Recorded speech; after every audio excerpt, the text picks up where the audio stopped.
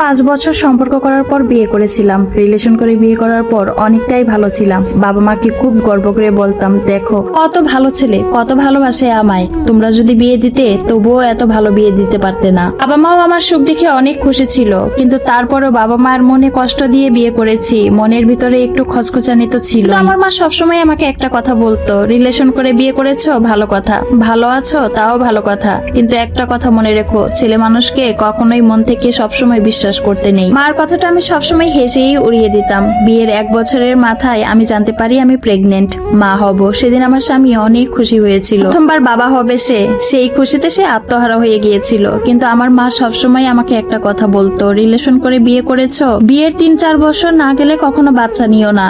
আগে বুঝো সংসারটা কেমন, তারপর বাচ্চা নিও। বাচ্চার দায়িত্বটা অনেক বড়। আমি আমার মায়ের কথা তেমন একটা গুরুত্ব দেইনি। ভাবতাম সবসময় মা মনে হয় এমনি একটু বেশি দুশ্চিন্তা করে। আমার প্রেগনেন্সির কথা শুনে আমার মা যতটা না খুশি হয়েছিল তার থেকে বেশি আরো টেনশন করতো।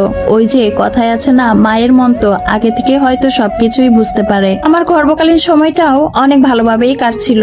আমার যখন যা মন চাইতো আমি তখন তাই বলতাম, আমার স্বামী ঠিক তাই এনে দিত। আমাকে যত্ন করা, কেয়ার করা, ভালোবাসাটা মনে হয় তার আরো অনেকটাই বেড়ে গিয়েছিল। আমার গর্ভকালীন সময় আমার মাও আমার পাশে ছিল। আমার মা সবসময় আমার কাছেই থাকতো। আমাকে কোনো কাজকর্ম কোনো কিছুই করতে দিত না, সবকিছু আমার মাই করতো। বাবা মাঝে মাঝে আসতো আমাকে দেখার জন্য। কত কষ্ট হলেও আমার মাই সব কাজ করতো আমার সংসারের। আমার যখন যা খেতে মন চাইতো তাই তৈরি করে আমাকে খাওয়াতো। মা বাবার ভালোবাসা, স্বামীর যত্ন, কেয়ার সবকিছু দেখে নিজেকে অনেক সৌভাগ্যবতী মনে হতো আমার। তখন তো অন্তত তাই মনে হতো। আমি, মা, বাবা সবাইকে নিয়ে খুব ভালোই একটা সময় কাটতেছিল আমার গর্ভকালীন। কিন্তু 9 মাস প্রেগনেন্সির সময় আমি যা দেখতে পারলাম তা দেখার জন্য আমি মোটেও প্রস্তুত ছিলাম না। হঠাৎ করেই আমার ফোনে একটা ভিডিও মেসেজ আসলো। মেসেজটা ওপেন করার সাথে সাথেই আমার মনে হচ্ছিল আমার পায়ের নিচের মাটিটা মনে হয় সরে গেল। আমার পুরো দুনিয়াটা মনে হয় উলটপালট হয়ে গিয়েছিল। সেই ভিডিওটাতে অপ্রস্তুত অবস্থায় আমার স্বামী ছিল অন্য একটা মেয়ের সাথে। ভিডিওটাতে খুব খারাপ অবস্থায় ছিল আমার স্বামী।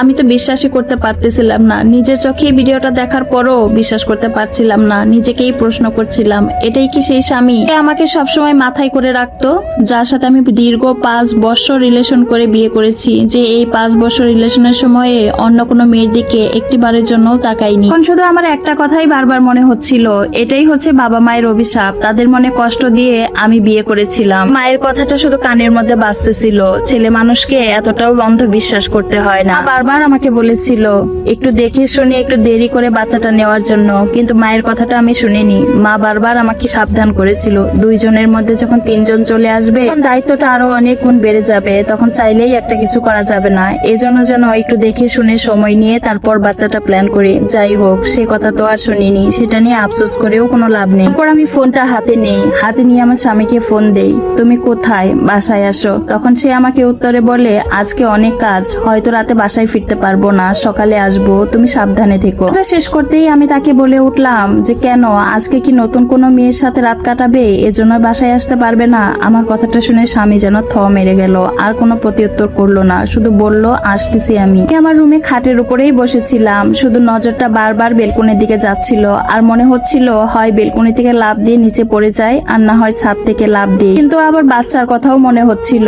বাবা মা নাকি বাচ্চার মুখ দেখলে আর মায়া কাটাতে পারে না, কিন্তু আমি তো আমার সন্তানের মুখ দেখিনি, তাহলে এত মায়া কোথা থেকে আসলো? অনেক কিছুই ভাবতেছিলাম বসে বসে। ঠিক সেই সময়ে মা আসলো। কি খাবি? তুই যেন কি বলেছিলি খাবি, এখন বল, তৈরি করে দিচ্ছি। আমি মাকে বললাম, না মা, কিছু খাবো না, খেতে ইচ্ছে করছে না, ভাল লাগছে না। মা আমার মুখের দিকে তাকিয়ে বলল, মুখটা এরকম শুকনো লাগছে কেন, কিছু হয়েছে? যত যাই হোক, মা তো ওই যে আগে থেকে সবকিছুই টের পেয়ে যায়। আমি মাকে বললাম, না, এমনিতেই ভাল লাগছে না, তুমি চলে যাও বাবার কাছে, বাবারও তো শরীর ভালো না, আবার কালকে চলে এসো। মা তখন বলল, তুই পারবি একা থাকতে, সবকিছু একা সামলাতে? আমি মাথা নাড়লাম, হ্যাঁ পারবো, তুমি যাও। এখন মা আমাকে বলল, আচ্ছা ঠিক আছে, আমি রান্না বান্না সবকিছু করে দিয়ে যাচ্ছি, তোর কোনো কিছু করতে হবে না, জামাই আসলে শুধু 2 জনে একসাথে খেয়ে নিস। তখন আমি মাথা নাড়লাম, আচ্ছা ঠিক আছে। আমার বাসা আর আমার বাবার বাসা খুব একটা দূরে নয়, হেঁটে যেতেও 2-3 মিনিট সময় লাগে। মা রাতে সবকিছু রান্না বান্না করে ডাইনিং টেবিলে গুছিয়ে দিয়ে চলে গেল। আরো কিছুক্ষণ পর কলিং বেল বাজলো। আমি গিয়ে দরজা খুললাম। দরজা খুলতেই আমার স্বামী ভিতরে প্রবেশ করলো। তখন তাকে ভিডিওটা দেখালাম। ভিডিওটা দেখানোর সাথে সাথে সে কান্না করে আমার 2টা পা জড়িয়ে ধরলো, বলল আমার ভুল হয়েছে, আমি ভুল করেছি, আমি এরকম ভুল আর কখনোই করব না, তুমি আমাকে একটা সুযোগ দাও। এটা আমার একটা ভুল ছিল, যে ভুলের খেসারত আমিও দিয়ে যাচ্ছি। মেয়েটা এই ভিডিওটাকে শো করে আমার কাছ থেকে টাকা দাবি করতেছিল, আমাকে ব্ল্যাকমেল করতেছিল। সেই টাকা দেওয়ার অস্বীকার করাতে এই ভিডিওটা তোমার কাছে পাঠিয়ে দিয়েছে। বিশ্বাস করো, এই মেয়েটার সাথে আমার এরকম কোনোই সম্পর্ক নেই। এটা ছিল আমার জীবনে করা সব থেকে বড় ভুল, তুমি আমাকে ক্ষমা করে দাও। কথাটা বলে আমার স্বামী কান্না করতে থাকলো। আমি আর কোনো কথা বলতে পারলাম না, আমিও কান্না করছিলাম। সেদিন সে সারা রাত আমার পা জড়িয়ে ধরে কান্না করেছে, আমিও কান্না করেছি, কোনো কথা বলিনি। শেষ পর্যন্ত সন্তানের মুখের দিকে তাকিয়ে তাকে ক্ষমা করতে বাধ্য হয়েছি। তো জানেন, আমি এখনো মন থেকে আমার স্বামীকে ক্ষমা করে দিতে পারিনি। এখনো কোথায় যেন অজানা ভয় একটা কাজ করে যে কখন আবার কি করে ফেলে। আমার বাচ্চার এখন 5 বছর বয়স, আমি আবার প্রেগনেন্ট। 5টা বছর মোটামুটি ভালোই কেটেছে। এই 5 বছরে কখনো সে আর কোনো ধরনের ভুল করেনি, কোনো মেয়ের সাথে কোনো ধরনের রিলেশনে জড়ায়নি। তো বিশ্বাস করেন, এই গর্ভ অবস্থায় সবসময় আমার ভিতরে একটা ভয়ই কাজ করে যে এখন না আবার কখন কি করে ফেলে। আচ্ছা, আমরা মেয়েরা আমাদের শরীরের সমস্ত সৌন্দর্যকে বিসর্জন দিয়ে কত কষ্ট, কত ত্যাগ সহ্য করে তাদেরকে বাবা হওয়ার সুখ এনে দেয়, আর তারা এই সময়টাতে আমাদের পাশে না থেকে অন্য নারীর হাত ধরতে একটিবারও চিন্তা করে না। আচ্ছা, পুরুষ মানুষ এরকম কেন করে? কেউ কি বলতে পারবেন? মুখে মুখে ক্ষমা করে দিলেও আমি মন থেকে তাকে এখনো ক্ষমা করতে পারিনি, কখনো হয়তো করতেও পারবো না। ওই যে কথায় আছে না, কাজ যদি একবার ভেঙে যায় তাকে আপনি যত ভাবেই জোড়া লাগান না কেন, দাগ কিন্তু ঠিকই থেকে যায়। আর আমি হচ্ছি সেই ভাঙা কাজ, তাই তো আর কখনো জোড়া লাগানো সম্ভব না নিজেকে।